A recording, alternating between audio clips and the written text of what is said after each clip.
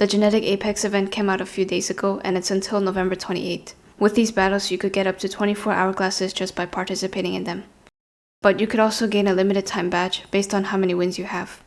5 wins would be bronze, 25 silver, and 45 is gold.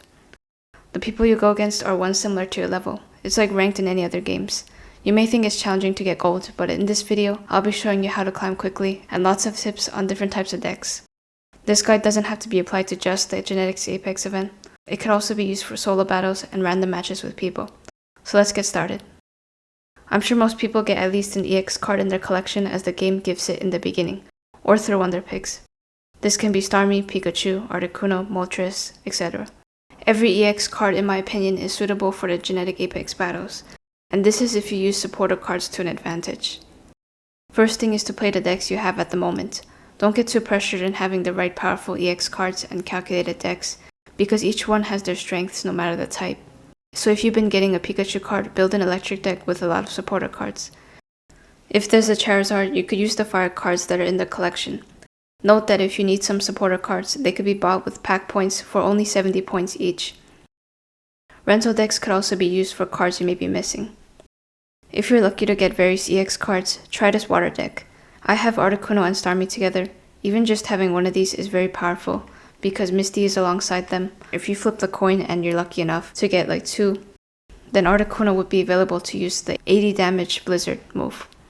And having a Lapras in this deck is good, because if extra 3 energy is attached, it does 70 more damage with the Hydro Pump. A bonus is to have 2 of the same EX if you can, because the cards can be put right away, and you may need a backup if you're retreating. Remember that decks don't have to look exactly the same as the ones here. These are just the cards that go well together to be incorporated alongside your cards, making it more solid. Using status effects in these battles is way more stronger than you think.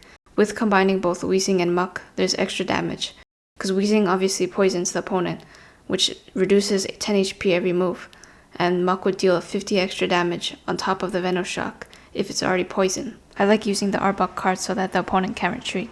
And a Koga card could be added for any quick switches for the Muck and Weezing.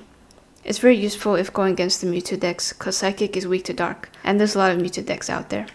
And speaking of Mewtwo decks, this one is one of the most overpowered in the game. Because a Gardevoir is included with this, and it gives extra energy each time out of nowhere, which is what Mewtwo needs for that Side Drive move. The downside is that Gardevoir has to be evolved from routes, which is hard if there isn't a Carlia or the right cards coming in.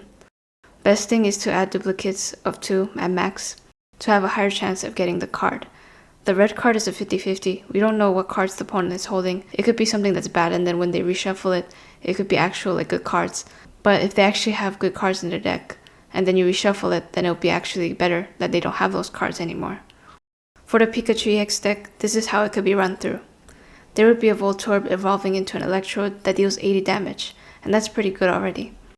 And for an extra kick, if a Zapdos is owned, this Pokemon can really turn the game around. 1 Zapdos EX and 1 regular Zapdos, they're both basic cards. The Raging Thunder literally does 100 damage by itself. And Zapdos EX, it's always a gamble based on how many coins you flip. If all the coins are heads, then completely it will one-shot the Pokemon. But if it's only 1 head, it would just do 50. But still fine if the type matchup is good. Blitzel Zebstrika is good too if there's any Pokemon in the other parts of the bench that are low HP. And Zebstrika could just finish it off with its Thunder Spear. It doesn't require a lot of energy. There are 2 variations to this fire deck. One is the Charizard EX and the other is Ninetales. So let's start with the Charizard EX. It deals up to 200 damage with its Crimson Storm. But it does require a lot of energy, just like the Mewtwo, where you'd have to discard it every time you use the move. But it's still very damaging, 200. I think that's one of the moves that deals the most damage out of all the cards. But adding a Moltres can help as a backup if Charizard isn't available. Because Moltres is a basic Pokemon, and Charizard would have to require much more work evolving it from Charmander. But it's still fine if you got Moltres. It could flip those coins and get those amount of energy that Charizard needs. Then there's the Ninetales deck with Blaine's supporter card.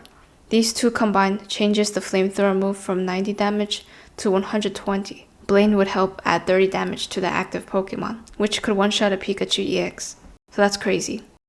There are times where there could be bad matchups, and that's okay because there isn't anything that would happen from losing. So try experimenting with any of these decks. It's really fun and see which one works out for you. If you found this video helpful, leave a like, subscribe, and turn on the notification bell for more upcoming Pokemon TCG videos. See you in the next one.